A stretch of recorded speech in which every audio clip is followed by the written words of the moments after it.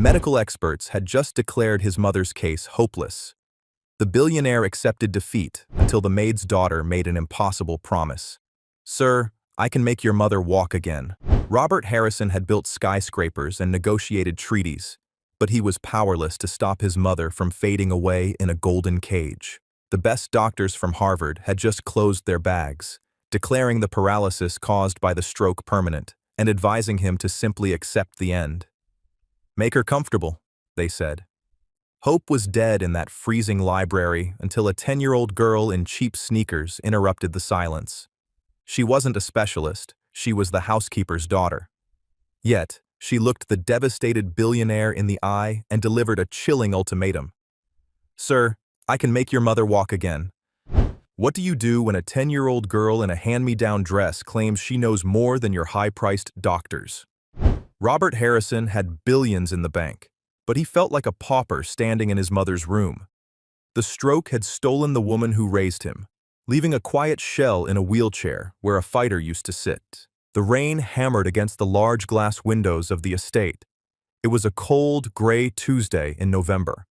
Inside the library, the fire was lit, but the room felt freezing. Robert Harrison, a man who had built skyscrapers and negotiated treaties, looked defeated.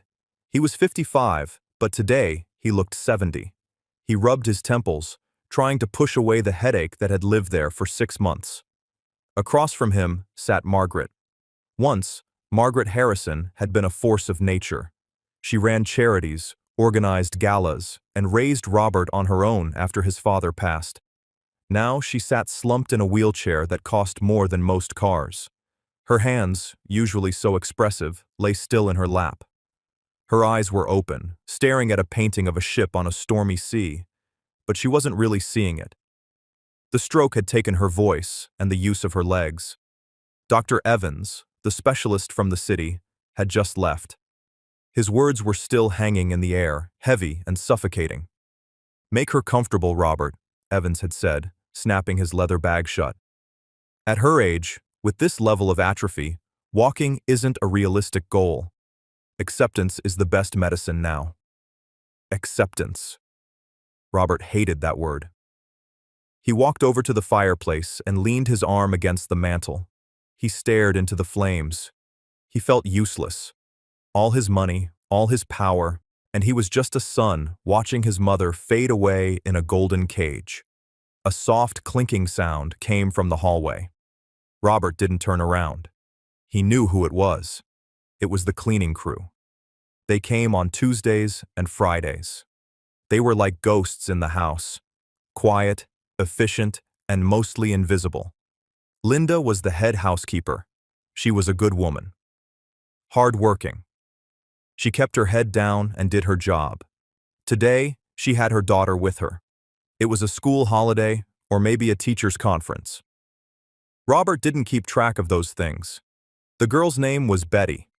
She was 10 years old, with blonde hair pulled back in a practical ponytail. She wore a simple blue dress that had been washed many times, and cheap sneakers. She was sitting on a small wooden chair near the library door, waiting for her mother to finish dusting the bookshelves. Betty wasn't playing on a phone, she wasn't fidgeting. She had a thick hardcover book open on her lap. It looked old. The cover was worn leather, scratched and stained. She was reading it with the intensity of a professor. Robert sighed and turned away from the fire. He walked back to his mother. "Mom?" he said softly. Margaret didn't blink. She just kept staring at the ship on the wall. "Did you hear Dr. Evans?" Robert asked, his voice cracking slightly. He thinks we should stop the aggressive therapy. He thinks it's hurting you more than helping." Silence. Robert knelt beside the wheelchair. He took her cold hand in his. "I don't want to give up, Mom, but I don't want to hurt you." He rested his forehead against her hand. For a moment, the great businessman let his guard down. He let the exhaustion show. "Sir?" The voice was small, but it didn't shake. Robert lifted his head. He frowned, looking around. He had forgotten the girl was there. Betty was standing in the doorway of the library. She held the old book against her chest with both arms. Her blue eyes were fixed on Robert, and then they slid to Margaret. Linda, who was on a ladder dusting the top shelf, nearly dropped her feather duster. She scrambled down the ladder, her face pale. "Betty!" Linda hissed. "Hush! Get back on your chair!" Linda turned to Robert, her hands twisting in her apron. "Mr. Harrison, I am so sorry. She knows better.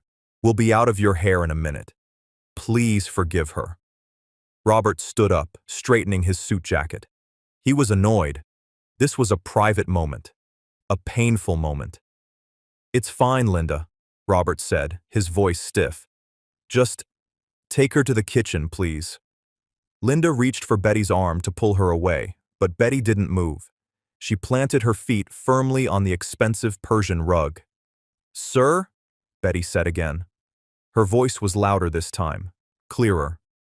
"I heard the doctor. He's wrong." Robert froze. His eyes narrowed. "Excuse me?" Linda looked like she might faint. "Betty, stop it right now, Mr. Harrison. She's just a child. She doesn't mean—" "I do mean it," Betty said. She stepped into the room. She wasn't looking at Linda. She was looking straight at Robert. "I can make your mother walk again." The room went dead silent. The only sound was the rain hitting the glass and the crackle of the fire. Robert stared at the 10-year-old girl. He waited for the punchline. He waited for her to ask for money or to tell a joke, but her face was serious, solemn. She had the expression of an adult who had seen too much, pasted onto the face of a child. "That is not a funny thing to say," Robert said, his voice dropping to a dangerous whisper. "It is cruel." "I'm not being cruel," Betty replied. She walked closer. She stopped 3 feet from the wheelchair. She looked at Margaret's legs, covered by a wool blanket. "Her muscles are asleep. They aren't dead. The doctor treats the body like a machine. But it's not a machine." "Betty, let's go," Linda pleaded, tears forming in her eyes. She grabbed Betty's shoulder. "Mr. Harrison, please. We're leaving." "Wait," Robert said. He didn't know why he said it. Maybe it was the desperation. Maybe it was the strange confidence in the girl's posture. Or maybe it was the book she was clutching. "Let go of her, Linda," Robert said. Linda hesitated, then released her grip. She stepped back, terrified she was about to be fired. Robert looked down at Betty. "You're 10 years old. You're a child. The man who just left has 3 degrees from Harvard. Why should I listen to a word you say?" Betty lifted the heavy book. She opened it. The pages were yellowed and covered in handwriting. There were drawings of muscles, nerves, and tendons. There were notes in the margins written in faded blue ink. "My grandmother was Alice Miller," Betty said. Robert paused. The name sounded familiar. He searched his memory. "Alice Miller? The army nurse?" "Yes, sir," Betty said. "She served in 3 wars. She ran the rehabilitation unit at the Veterans Hospital in the 70s. She didn't have fancy machines. She had her hands, and she had this book." Robert looked at the book again. He remembered the stories now. Alice Miller was a local legend. They said she could fix a soldier's back with a tennis ball and a bag of hot sand. They said she was tough as nails, but had magic in her fingers. "She passed away last year," Betty said softly. "But she taught me everything before she went. She taught me the protocol." "The protocol?" Robert asked. "It's what she called it," Betty explained. "She said doctors look at the X-rays. She looked at the person. She said the body forgets how to work when it's sad. Your mother looks very sad." Robert felt a lump in his throat. He looked at Margaret. Betty was right. She didn't just look paralyzed. She looked heartbroken. "And you think," Robert started, feeling foolish for even entertaining this, "you think you can do what a specialist couldn't?" "The specialist gave up," Betty said simply. "Grandma Alice never gave up, and she taught me never to give up either." Robert looked at Linda. The maid was shaking her head, silently begging him not to take this seriously. Then he looked at his mother. Margaret hadn't moved a muscle in months. What did he have to lose? His dignity? He had lost that the moment he started begging doctors for miracles that never came. "One time," Robert said. "One session. Right now." Linda gasped. "Mr. Harrison, you can't be serious. If she hurts her—" "I won't hurt her," Betty promised. She set the heavy book down on a side table. "I need a few things, Mom. I need the heating pad from the car. I need 2 hand towels. And I need some olive oil." Linda looked at Robert. He nodded. "Go." Linda ran out of the room. Robert sat down in the leather armchair opposite his mother. He watched Betty. Betty didn't look at him. She walked over to Margaret. She didn't touch her yet. She just stood there, breathing slowly. She closed her eyes for a second, as if she was praying or remembering. When she opened them, she looked at Margaret's face. "Hello, ma'am," Betty said softly. "My name is Betty. I'm going to help you." Margaret didn't respond. Her eyes didn't move from the painting. Betty knelt down. She gently pulled the wool blanket back, exposing Margaret's legs. They were thin, frail. Betty placed her small hands on Margaret's ankles. She didn't massage them. She just held them. She stayed like that for a long time. "What are you doing?" Robert asked, his skepticism returning. "Listening," Betty said without looking up. "Her pulse is weak in the feet. The blood is lazy. It needs a reason to come down here." Linda returned, breathless. She handed Betty the items. Betty took the olive oil. She poured a small amount into her hands and rubbed them together until they were warm. Then, she began. It wasn't a massage like Robert had seen the therapists do. It wasn't about kneading the muscle. Betty used her thumbs to press specific spots near the knee. Then she traced a line down the shin. She moved with a rhythm. Press. Hold. Release. Trace. She hummed a low tune. It was an old song. A marching song? No, a lullaby. Robert watched, mesmerized. The girl's focus was absolute. She wasn't a child anymore. She was a technician at work. 10 minutes passed. Then 20. The room was silent except for the rain and Betty's soft humming. Robert was about to call it off. He was about to say, "Okay, that's enough. Thank you for trying." It was clear nothing was happening. It was just a little girl rubbing oil on an old woman's legs. It was sweet, but it was futile. He opened his mouth to speak. "Stop," a raspy sound croaked. Robert jumped. He looked around. Margaret's head had moved. She wasn't looking at the painting anymore. She was looking down. Her chin was tucked against her chest. She was looking at Betty. "Mom?" Robert whispered. "Did you say something?" Margaret's lips were dry. She licked them slowly. She looked at Robert, her eyes sharper than they had been in months. "I said," Margaret whispered, her voice sounding like grinding stones. "Tell the girl. I can feel it." Robert's heart slammed against his ribs. Margaret hadn't spoken a clear sentence in 6 weeks. Betty didn't stop. She didn't even smile. She just kept working her thumbs along the calf muscle. "She feels it," Betty said quietly to Robert. "The nerves are waking up. They are angry because they've been asleep. But they are awake." Robert stood up. His legs felt weak. He walked over and stood directly behind Betty. "What happens next?" he asked. Betty wiped her forehead with her arm. She looked tired, but her eyes were bright. "Now," Betty said, "we have to convince her brain that her feet are still part of her." She looked up at the billionaire. "But I can't do it alone, sir. Grandma Alice said the patient needs a reason to move. You have to give her a reason." Robert looked at his mother. She was watching him, waiting. "What kind of reason?"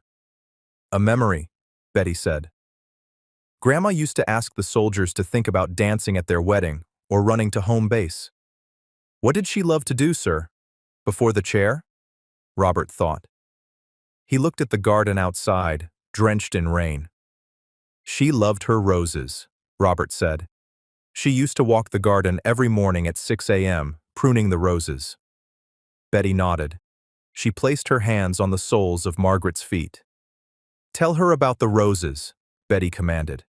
Tell her exactly how they smell. Tell her about the thorns. Make her feel the grass. Robert felt foolish, but his mother was looking at him. He cleared his throat. Mom, he started. Remember the yellow peace roses? The ones you planted by the south wall? Betty pressed her thumbs into the arch of Margaret's foot. Describe them, Betty whispered. They smell like lemon and honey, Robert said, his voice getting stronger. And the dew is always heavy on them in the morning. Your shoes would get wet. You hated getting your shoes wet. Margaret's eyes fluttered. A tiny, almost invisible twitch happened in her left big toe. Betty saw it. Robert saw it. Again, Betty said, her voice firm. Keep walking her through the garden. For the next hour, the billionaire narrated a walk through a garden while the maid's daughter manipulated the muscles of the woman who used to own the town. When Betty finally sat back, wiping her hands on the towel, Margaret was exhausted. But she wasn't staring at the wall. She was asleep, her breathing deep and rhythmic. Robert looked at Betty. The girl was packing her things. She put the oil away. She folded the towel. She picked up the heavy book. We have to go now, Linda whispered, grabbing Betty's hand. Thank you, Mr. Harrison. We are so sorry for the trouble. Tomorrow, Robert said. Linda froze near the door. Sir? Tomorrow, Robert repeated. He looked at Betty. Can you come back tomorrow? Same time? Betty looked at her mother, then at the billionaire. She nodded once. Yes, sir, but she will be sore. She needs to drink a lot of water tonight. I'll make sure of it, Robert said. He watched them leave. The maid and the little girl with the blonde ponytail. They walked out into the rain. Robert turned back to his mother. For the first time in a long time, the silence in the room didn't feel heavy. It felt like the silence before a sunrise.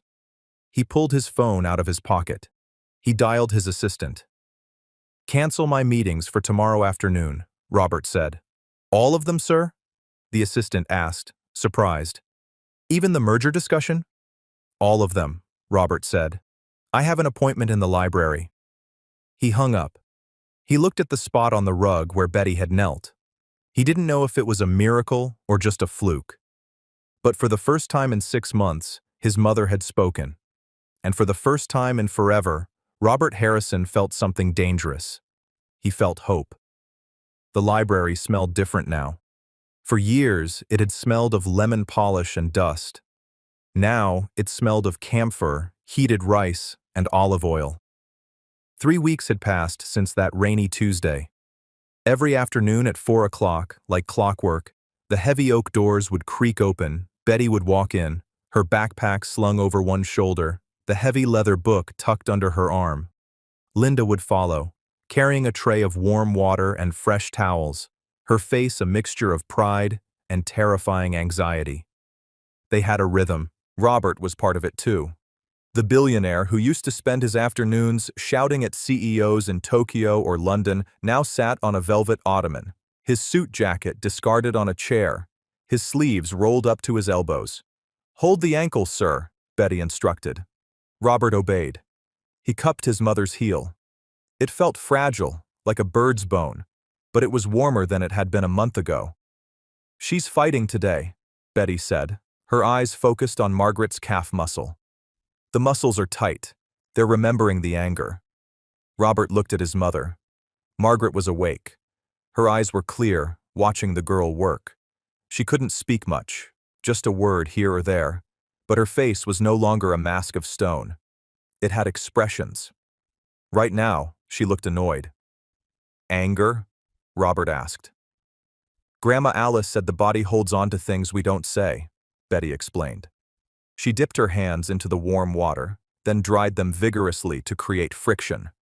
Soldiers who saw bad things. Their legs would turn to concrete. Not because of a bullet, but because they didn't want to walk back into the fight. Or they didn't want to walk home and face the quiet. She began to work on Margaret's shin, using the heel of her hand in a rolling motion. Your mother is angry she's stuck, Betty said matter-of-factly. So her legs are on strike. We have to negotiate. Robert let out a short, dry laugh. I've negotiated billion-dollar mergers. I never thought I'd be negotiating with a shin bone. It's harder, Betty said. Shin bones don't care about money. She stopped moving and placed her palm flat on Margaret's knee. Tell her about the lake house, Betty whispered. Robert cleared his throat. This was part of the protocol. The mapping. Betty insisted that nerves needed a destination. Mom, Robert said, leaning in. Remember the dock at Lake Louise? The wood was always hot in July. You used to sit on the edge and dip your toes in the water to cool off. The water was so cold it made your teeth ache. Margaret's eyes widened slightly. She remembered. Push for the water, Betty commanded softly. Find the water. Robert watched his mother's foot. It lay limp against the footrest. Come on, Mom, he whispered. Just a dip. Just reach for the water.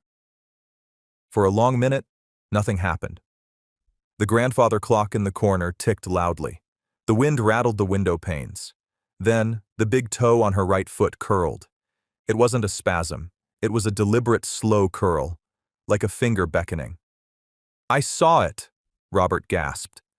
She found the water, Betty said, a small smile touching her lips. She didn't celebrate. She didn't cheer. She just nodded, like a mechanic who had successfully tightened a bolt. Good. Now we rest. She covered Margaret's legs with the warm towels. Robert sat back, wiping sweat from his forehead. He felt more exhausted than he did after a board meeting. You're incredible, Betty. Betty shrugged. She opened her book and began writing notes in the margin with a pencil. I'm just following the map. Grandma did the hard work. Tell me about her, Robert said. Alice. Betty looked up. She was small, smaller than me almost, but she could lift a grown man. She smelled like peppermint and rubbing alcohol. She had a scar on her arm from a piece of shrapnel in Korea. She sounds tough. She was, Betty said. But she cried a lot. At night. She thought I was asleep, but I heard her. She said the hardest part of healing people wasn't the blood. It was the giving up. She said most people die long before their hearts stop beating because they just decide to sit down and stay there. Robert looked at his mother. Had she decided to sit down? Had he let her? Grandma said, Betty continued, closing the book, that you have to give them a reason to stand up that is bigger than the reason to sit down. The library door opened. It wasn't Linda. Robert turned, expecting to see a servant with tea. Instead, he saw a man in a charcoal gray suit, carrying a leather medical bag. He was tall, silver-haired, and radiated an air of expensive authority. Dr. Evans. Behind him stood Robert's sister, Clara. Clara lived in New York. She hadn't visited in 6 months. She looked horrified. Robert, Clara said, her voice echoing in the large room. What on earth is going on here? Robert stood up quickly, shielding Betty with his body instinctively. Clara, I didn't know you were coming. Obviously, Clara snapped. She walked into the room, her heels clicking sharply on the hardwood. She gestured at the scene. The towels, the bowl of water, the maid's daughter sitting on the floor with a dusty book. I called Dr. Evans because you stopped answering his emails.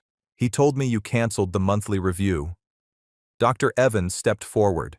He adjusted his glasses, looking down his nose at Betty. Mr. Harrison, Dr. Evans said, his voice smooth and patronizing.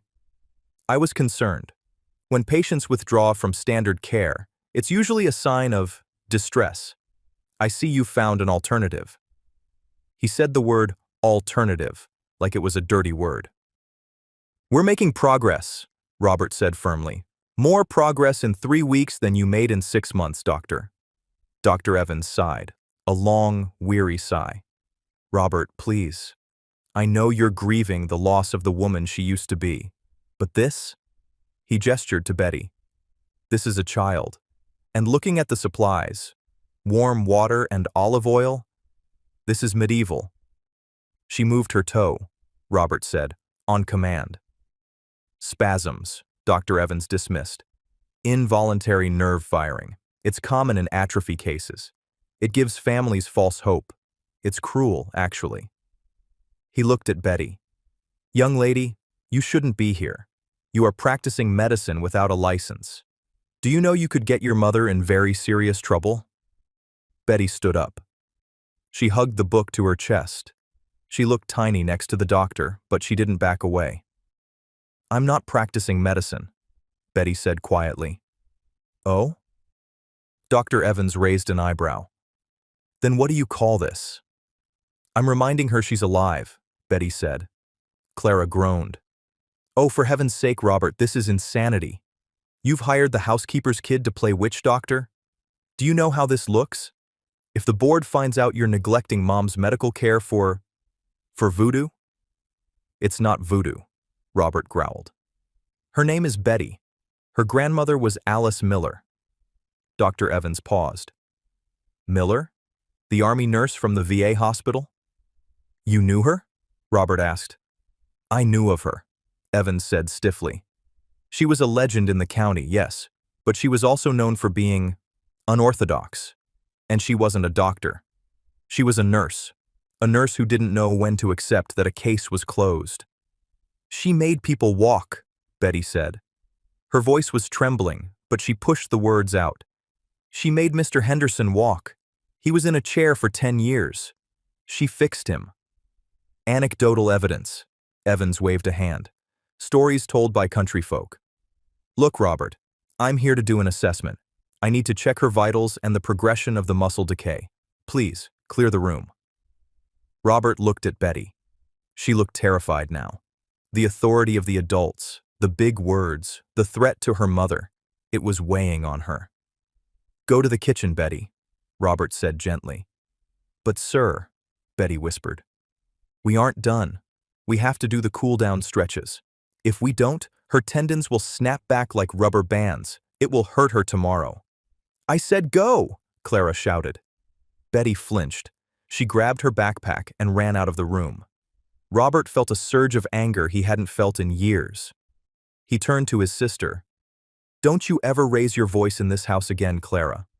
Clara crossed her arms. Someone has to be the adult here. You're losing it, Bobby. Mom is gone. She's been gone since the stroke. You're just playing with a corpse. Get out, Robert said. What? Get out, both of you. Robert, be reasonable, Dr. Evans said, stepping toward the wheelchair. I have a duty of care to Margaret. I cannot leave until I have examined her. If you refuse, I will be forced to document that you are obstructing medical treatment. That could have legal implications for your power of attorney. It was a threat. A polite, legal threat. Robert clenched his jaw. He looked at his mother. Margaret was looking at Dr. Evans. Her eyes were narrowed. Her mouth was working, trying to form shapes. Go ahead, Robert said, defeated. Examine her. He walked to the window and stared out at the gray sky. He felt like a traitor. Behind him, he heard the doctor unpacking his bag, the cold click of metal instruments, the crinkle of sanitary paper. Hello, Margaret. Dr. Evans's voice was loud, the way people speak to the deaf or the simple. I'm just going to move your legs a bit. Tell me if it hurts. Oh, wait, you can't tell me. Well, I'll be gentle. Robert flinched. She can hear you, he thought.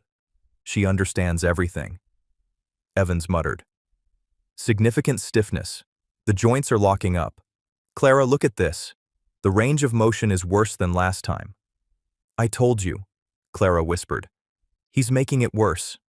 It's not worse. Robert spun around. She was loose before. She was warm. You came in here and froze the room with your negativity, and she locked up. Robert, physiology doesn't respond to vibes, Evans said dryly. He took a reflex hammer and tapped Margaret's knee. Nothing happened. He tapped again. Harder. Nothing. See? Evans said, straightening up. Zero reflex response. The pathways are dead, Robert. The movement you saw was a phantom spasm. It's over. Stop tormenting this child and stop tormenting your mother. Put her back on the palliative care plan. Keep her sedated. Keep her comfortable. Margaret made a sound. It was a low, guttural groan. It's okay, Mom, Clara said, patting her shoulder condescendingly.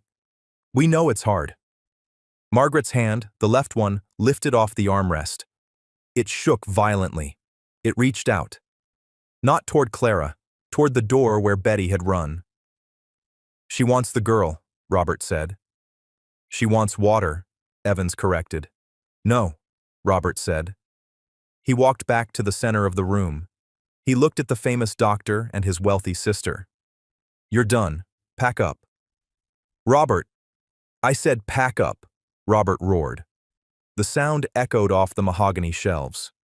You looked at her chart, you looked at her reflexes, but you didn't look at her. You talked about her like she's furniture. He pointed to the door. Leave, now. Dr. Evans snapped his bag shut. His face was red. I will be filing a report, Mr. Harrison. This is negligence. File it, Robert said. Clara grabbed her purse. You're making a mistake, Bobby. A massive mistake. When she gets hurt, it's on you. They left.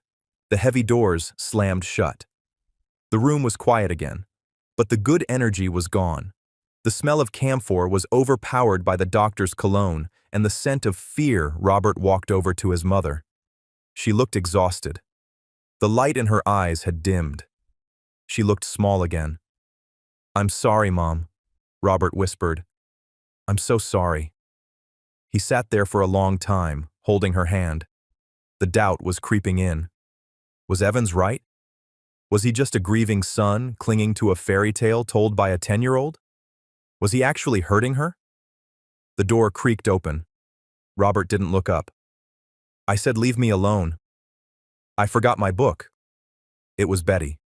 She crept into the room. Her eyes were red and puffy. She had been crying. She walked over to the side table and picked up the heavy leather journal. She clutched it to her chest. She looked at Robert, then at Margaret. Is she okay? Betty asked. The doctor says she's getting worse, Robert said heavily. He says the pathways are dead. Betty looked at Margaret's legs, then she looked at Robert with a fierceness that startled him. Doctors look for roads, Betty said. Grandma said when the road is blown up, you have to build a bridge. We aren't done building the bridge yet. They're going to try to stop us, Betty, Robert said. They have lawyers. They have courts. Do you have lawyers? Betty asked. Robert blinked. A slow smile spread across his face. Yes. Yes, I have lawyers. I have an army of them. Good, Betty said. She put the book back down on the table. She didn't leave. She rolled up her sleeves. Because we didn't do the cool down, and if we don't do it, she will hurt tomorrow. She walked over to the wheelchair. She didn't ask for permission this time. She placed her hands on Margaret's ankles. I'm sorry about the bad man, Betty told Margaret softly. He's gone now. It's just us. Let's finish. Robert watched them. The doubt didn't vanish completely, but it retreated into the shadows. He realized then that the conflict wasn't just about medicine, it was about control. Dr. Evans wanted to control the decline. Betty wanted to unleash the fight. Robert took his jacket off again. He loosened his tie. He sat back down on the ottoman. What do I do? Robert asked. Hold her hand, Betty said, and tell her about the roses again. The bad man made her forget the smell. November turned into December. The rain turned into snow. The estate, usually quiet, was now filled with a strange energy. It wasn't a happy energy yet. It was the energy of a fight. The library had changed. The Persian rugs were rolled up in the corner. In their place were two heavy wooden dining chairs placed back to back. They looked out of place among the leather books and oil paintings. They looked like tools. Betty looked tired. She was 10 years old, but she had dark circles under her eyes. Every day after school, she came to the house. She worked on Margaret's legs for 2 hours. Then she did her homework at the kitchen table, while her mother, Linda, finished cleaning. One Thursday, Robert walked in and found Betty sitting on the floor, rubbing her own wrists. Are you okay? Robert asked. Betty jumped up. Yes, sir, I'm fine. Your hands hurt, Robert observed. Grandma Alice said the healer takes a little bit of the pain, Betty said, hiding her hands behind her back.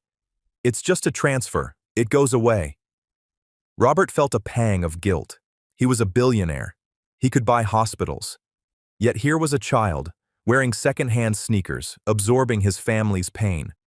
We can take a break today, Robert said. No, Betty said firmly. Muscles have short memories. If we skip a day, they forget a week. She turned to Margaret. Ready, ma'am? Margaret nodded. She looked different now. She wasn't just a passenger in her own body anymore. She was a participant. She had gained weight, her color was better, but she still hadn't stood up. Today was the day they were going to try. Betty positioned the wheelchair between the two heavy wooden chairs. Okay, Betty said. She sounded like a drill sergeant. We practiced the lean. Now we do the lift. Linda was standing by the door, biting her nails. Betty, please be careful. If she falls... She won't fall, Betty said. Mr. Harrison is the spotter. Robert stepped behind the wheelchair. He put his hands on his mother's waist. He could feel her trembling. Mom, Robert whispered. You don't have to do this if you're scared. Margaret turned her head. She looked at her son. Her voice was stronger now, though still raspy. I am scared, she said. But I am tired of sitting. Betty stood in front of Margaret. She placed her hands on Margaret's knees. On 3, Betty said. Push down on the chairs. Head up. Look at me. Don't look at your feet. Your feet know what to do. 1. The room went silent. 2. Robert tightened his grip on his mother's waist. 3. Up! Margaret grunted. She slammed her hands down on the wooden chairs. Her arms shook violently. She heaved her body forward. Her bottom lifted off the cushion, an inch, 2 inches. Push! Betty yelled. Push the floor away! Margaret's face turned red. Her veins bulged in her neck. She groaned, a sound of pure effort. Her legs straightened slightly. She was doing it. She was bearing weight. Then, her left knee buckled. Robert shouted. He caught her, pulling her back into the safety of the wheelchair. Margaret slumped back, gasping for air. Her head lolled to the side. Her eyes rolled back slightly. Mom! Robert yelled. He grabbed her wrist. Her pulse was racing like a hummingbird. She's fainting! Linda, get water! Get the phone! Panic exploded in the room. Linda ran for the kitchen. Robert fumbled for his cell phone, his fingers shaking. The doubt came rushing back, cold and sharp. Evans was right. I'm killing her. I'm pushing an old woman to death. Stop! A voice commanded. It wasn't Linda. It was Betty. She climbed onto the footrests of the wheelchair. She put her small hands on Margaret's cheeks. She forced Margaret to look at her. Breathe, ma'am, Betty said calmly. In through the nose, out through the mouth. Look at me. You're just dizzy. It's the blood rushing down. It's gravity. Don't be afraid of gravity. Robert held the phone, his thumb hovering over the emergency button. He watched. Betty stared into Margaret's eyes. She breathed loudly, forcing Margaret to match her rhythm. Slowly, the color returned to Margaret's face. Her eyes focused. The panic receded. She's okay, Betty said, stepping down. She looked at Robert. Put the phone away, sir. If you call the ambulance, they will take her, and they won't bring her back. Robert lowered the phone. He felt lightheaded himself. She almost collapsed, Betty. She's an athlete now, Betty said. Athletes get dizzy. Athletes fall. Grandma Alice said if you aren't falling, you aren't trying hard enough. Robert looked at his mother. Margaret was wiping sweat from her forehead with a trembling hand. Mom? Robert asked. Are we done? Margaret looked at the 2 wooden chairs. She looked at her legs. She looked at the maid's daughter. No, Margaret whispered. Robert froze. No? He asked. Again, Margaret said. Mom, you can't. Again, Margaret barked. It was the old Margaret. The Margaret who ran boardrooms. The Margaret who didn't take no for an answer. Betty smiled. It was the first time Robert had seen her smile all day. "Okay," Betty said. Deep breath. Reset. Mind over muscle. They set up again. Robert took his position. He was terrified, but his mother's courage shamed him into silence. 1, 2, 3. Margaret pushed. Robert lifted. Betty shouted encouragement at the knees. Margaret rose. She cleared the seat. She locked her elbows. And then, for the first time in 6 months, Margaret Harrison stood. She wasn't walking. She was leaning heavily on the chairs, her knuckles white. Her legs were trembling like leaves in a storm. But she was vertical. "Hold it," Betty whispered. 10 seconds. Count with me. 1, Robert choked out. Tears streamed down his face. He couldn't wipe them away because he was holding her. 2, Linda whispered from the doorway, her hands covering her mouth. 3, 4, 5. Margaret looked up. She looked at the painting of the ship on the wall. She was seeing it from eye level, not from below, from eye level. 6, 7. "I'm standing," Margaret gasped. 8, 9. "Down," Betty commanded. "Slowly. Control the descent." They lowered her back into the chair. Margaret let out a long breath. She closed her eyes. A single tear tracked through the sweat on her cheek. "I stood," she whispered. "You stood," Robert said, kissing the top of her head. "You did it." Betty sat down hard on the floor. She wiped her forehead with her sleeve. She looked exhausted, but triumphant. "Next week," Betty said, panting, "we take a step." News travels fast in a small town, but it travels faster in the world of high society. A week before Christmas, a thick, cream-colored envelope arrived. It wasn't for Robert. It was for Margaret. Robert opened it in the kitchen. Betty was there, eating a peanut butter sandwich that Linda had made her. They were taking a break before the afternoon session. "What is it?" Betty asked. Robert read the card. His jaw tightened. "It's the foundation gala," Robert said. "My father started it. It's the biggest night of the year for the company. Investors, press, the board." He tossed the card on the table. "Clara sent it. She's organizing it this year." He picked up the handwritten note attached to the back. Robert. "The rumors are getting out of hand. Stockholders are saying Mom is incapacitated, or worse, she needs to make an appearance. I've arranged a private booth. She can stay in the chair, wave, smile, and we can leave. If she doesn't show, the board is going to call for a vote of no confidence in your leadership as her proxy. Don't be stubborn. Clara." "They want her to be a prop," Robert said bitterly. "They want to wheel her out, show she's alive, and wheel her back." "When is it?" Betty asked. "Christmas Eve," Robert said. 2 weeks. 2 weeks, Betty repeated. She looked at her sandwich. She took a bite, thinking. "We can't go," Robert said. "She's not ready for a crowd, and I won't let them parade her around in that chair like an invalid. It would break her spirit." "She shouldn't go in the chair," Betty said. Robert looked at her. "Betty, she stood for 10 seconds yesterday. She can't walk into a ballroom." "She can't walk far," Betty corrected. "But she doesn't have to walk far. How far is the door to the stage?" "Maybe 20 feet, Robert said. 20 feet, Betty calculated. That's roughly 10 steps, maybe 12 if she takes small ones. "Betty, no, it's too risky. If she falls in front of everyone—" "She won't fall," Betty said. She put her sandwich down. Grandma Alice prepared a soldier for a medal ceremony once. He had no knees. She braced him up. He walked across the stage, saluted, and walked off. He collapsed backstage, but nobody saw that. They only saw him walk. "Why does it matter?" Robert asked. "Why push it?" Betty looked him in the eye. "Because she's proud, sir. You told me that. She's a proud woman. If she goes in the chair, she feels small. If she walks, even just a little, she wins. And you win. And the bad doctor loses." Robert looked at the invitation. He imagined the scene. Dr. Evans smugly standing by. Clara managing the invalid, the pity in the eyes of his competitors.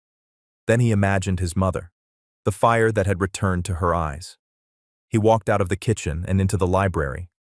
Margaret was reading a magazine. She was holding it herself. "Mom," Robert said, "Clara wants you at the gala." Margaret stiffened.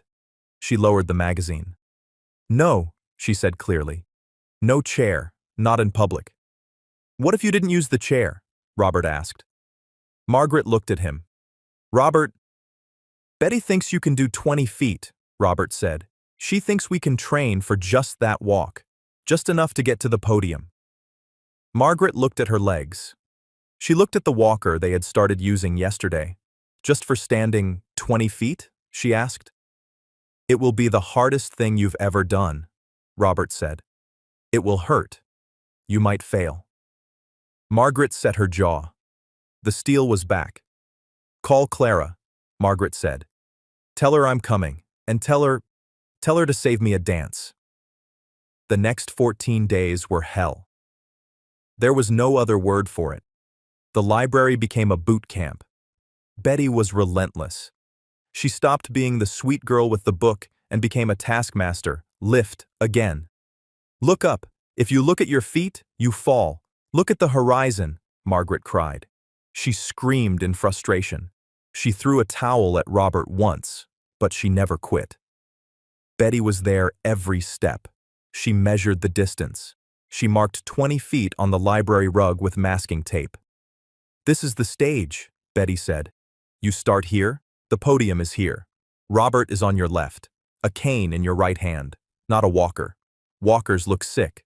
A cane looks elegant." They practiced until Margaret's legs shook so bad she couldn't stand. Then they iced them.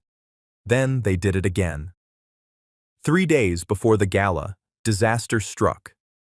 Margaret woke up with a swollen ankle.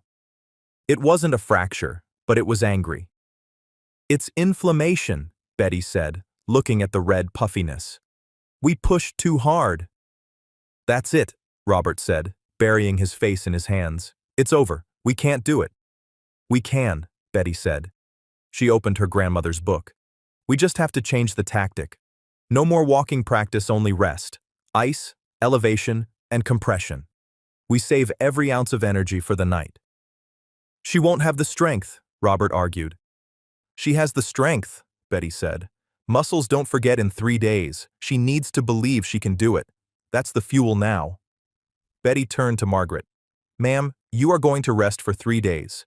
You will visualize the walk, every step, in your mind. Can you do that?" Margaret nodded. She looked at her swollen ankle, then at her son. "Get my dress ready," Margaret said. Christmas Eve brought a biting wind, but inside the Grand Hotel's crystal ballroom, the air was warm and heavy with expensive perfume.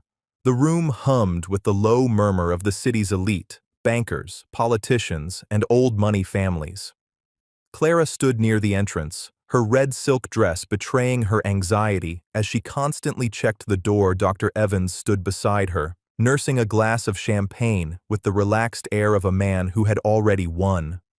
"She won't come," Evans said smoothly. "Robert is stubborn, but he isn't cruel. He won't subject her to this."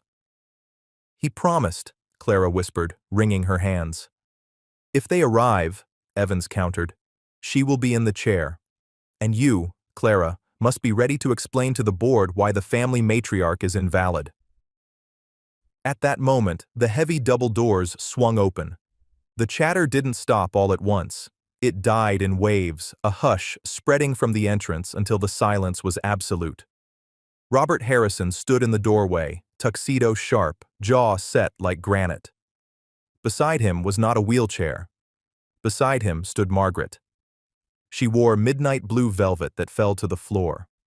On her feet were sturdy, flat shoes. In her right hand, she gripped a silver-headed cane with white-knuckled ferocity. Her left arm was locked through Robert's elbow. "Oh my God!" Clara gasped. Dr. Evans's glass slipped from his fingers, shattering on the marble. He didn't notice. He stared, mouth slightly open at the impossibility before him. "Ready, Mom?" Robert whispered. He felt her vibrating against him, a violin string pulled to the snapping point. "Ready," Margaret breathed. They took the first step. It wasn't graceful. It was a brawl against gravity. Margaret threw her right hip forward, planting the cane with a sharp clack, then dragged her left leg. It caught on the plush carpet. She stumbled. The crowd inhaled sharply. "I've got you," Robert murmured, tightening his grip. "Find the rhythm." "Don't look at your feet," Betty's voice echoed in Margaret's mind. "Look at the horizon." Margaret lifted her chin. She fixed her eyes on the podium. 20 feet. It looked like 20 miles. Sweat beaded on her forehead. The pain in her ankles was a hot needle, but the silence of the room spurred her on. They were witnessing a resurrection. Halfway there, her left knee began to shake. "The sewing machine leg," Betty called it, nerves misfiring. "Robert," she gasped. I can't." She swayed. Robert saw the panic rising in her eyes. "Look at Evans," Robert whispered fiercely. "Don't you dare let him be right." Margaret turned her head. She saw the doctor. He looked terrified. He wasn't looking at a patient. He was looking at a miracle that proved him obsolete. Then, she looked past him to the shadows of the hallway. Betty was there. The girl raised a small fist in the air.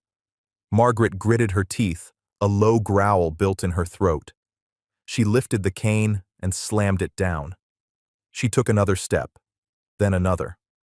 The rhythm returned. When they reached the podium, Robert helped her up the single step. She grabbed the wood like a life raft, swaying but vertical. She leaned into the microphone. "Good evening," Margaret said. Her voice was raspy, but it was iron. The room exploded. It wasn't just applause. It was a roar. Clara was sobbing openly. Dr. Evans had disappeared into the crowd. Margaret didn't give a speech. She didn't have the breath. She just smiled, a tired, triumphant warrior's smile, and nodded. Robert looked at his mother, then back at the door. Betty was gone. They didn't stay for dinner. The effort had drained Margaret completely. By the time they got back to the estate, she was asleep. Robert carried her to bed, took off her shoes, and covered her. He walked downstairs to the kitchen. Linda and Betty were waiting. Betty sat at the table with a cup of cocoa. She looked small again, just a child. Robert sat across from her. "She did it," he said. "She walked the whole way." "I knew she would," Betty said, blowing on her cocoa. Dr. Evans looked like he had seen a ghost. "He did," Betty said softly. "He saw the woman he gave up on." Robert reached into his pocket. He pulled out his checkbook and a gold pen. He placed them on the table. "Betty," Robert said, "I want to give you something. Name the price I can pay for your college. I can fund a hospital wing in your grandmother's name." Linda turned from the sink, her eyes wide. Betty looked at the checkbook. She didn't touch it. "I don't want money," Betty said. "Betty, be reasonable," Robert urged. "You did the impossible. You deserve a reward." "I didn't do it for a reward," Betty said, "and I didn't do it alone. Grandma Alice helped." She reached into her backpack and pulled out the battered leather book. She slid it to Robert. "Read the last page." Robert opened it. The handwriting was shaky. March 12th. "I worry about the Harrison boy." Robert. "I saw him in the paper today.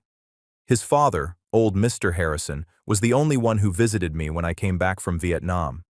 He didn't care that I was just a nurse. He brought me flowers. He told me, 'Alice, if you ever see my family in trouble, you help them. Promise me.' I promised. Betty, if you are reading this, keep the promise." Robert stared at the page. His father, the ruthless businessman, had visited the VA hospital. He had never known. "She told me that story," Betty said. "She said your dad was the only one who treated her like a hero, so I had to come. It wasn't a job. It was a promise." Robert closed the book. He wept. He wept for his mother's pain, his father's secret kindness, and the honor of this little girl. He put the checkbook away. He wiped his eyes and looked at Linda, then Betty. "I can't pay you for a promise," Robert said, his voice steadying. "But a soldier needs a base of operations, and a soldier needs a future." He reached into his jacket pocket again. This time, he didn't pull out a check. He pulled out a thick manila envelope. He slid it across the table. "What is this?" Linda asked, trembling. "It's the deed to the cottage on the edge of the estate," Robert said. "The one with the big garden. It's yours, fully paid for. Taxes covered for life." Linda gasped, covering her mouth. "And," Robert continued, looking at Betty, "inside is a trust document. It's an educational grant. Medical school, nursing school, whatever you want. It's already in your name. You can't return it." Betty frowned. "But sir—" "Grandma Alice made a promise to my father," Robert interrupted gently. "Now I'm making a promise to you. You saved my mother. I will not let you worry about rent or tuition ever again. Consider it logistical support." Betty looked at her mother. Linda was crying happy tears. Betty looked at the envelope. She touched it lightly. "Grandma always wanted a garden," she whispered. "Now she has one," Robert said 6 months later. The yellow peace roses were exploding with color. The air smelled of lemon and honey. Margaret Harrison was in the garden. She wasn't running, but she was walking. She used the silver cane, moving slowly along the path, pruning the bushes. She looked happy. Robert sat on the terrace, watching her. Beside him sat Betty. She was wearing a new school uniform. Her backpack was new too. "She's moving well today," Betty critiqued. "Her left heel is dragging a little." "Give her a break, coach, it's Sunday," Robert laughed. "Pain doesn't take Sundays off," Betty said automatically. Robert smiled. Dr. Evans had retired quietly. The story of the gala had spread. People didn't want the doctor who gave up anymore. They wanted the doctor who believed. Linda walked out onto the terrace. She wasn't wearing a maid's uniform. She wore a sharp blazer and held a tablet. Robert had made her the manager of the estate. She ran the house now. She didn't clean it. "The car is ready, Betty," Linda said, smiling. "You don't want to be late for the science fair." Betty stood up. She shouldered her backpack. "I have to go," she said. "I'm presenting on the nervous system." "Do you need help with your speech?" Robert asked. "No," Betty said. "I know what I'm talking about." She started to walk away. "Betty," Robert called out. She turned. The sun caught her blonde hair. "Thank you," Robert said. Betty nodded, a sharp, concise nod. "Keep her moving, sir. If you stop, you rust." She walked toward the car where her mother was waiting. Robert watched them go. He looked back at his mother, standing tall among the roses. He realized then that the world was full of experts with fancy degrees who knew exactly why things couldn't be done. But sometimes, when the night is darkest, you don't need an expert. You don't need $1 billion. You just need a kid with a dusty book, a pair of strong hands, and a promise she refused to break. Robert stood up and walked down the steps into the garden. "Mom," he called out, "let me help you with those roses." She turned and smiled. She didn't need his help, but she took his arm anyway. They walked together, one step at a time. And that is where we leave Robert and Margaret, walking among the roses, showing that experts don't always hold the keys to the impossible. Whenever I share a story like this, my goal is to offer you a moment of hope, a reminder that sometimes the biggest miracles come from the smallest places. I'd love to know, what were you doing while listening? Maybe you're taking a walk to keep from rusting, or perhaps you're resting after your own long battle. Let me know in the comments. I truly enjoy reading them all. If this story moved you, hitting like and subscribing helps us immensely. We are constantly refining our storytelling, so please leave your honest feedback below. Thank you for walking this path with me today.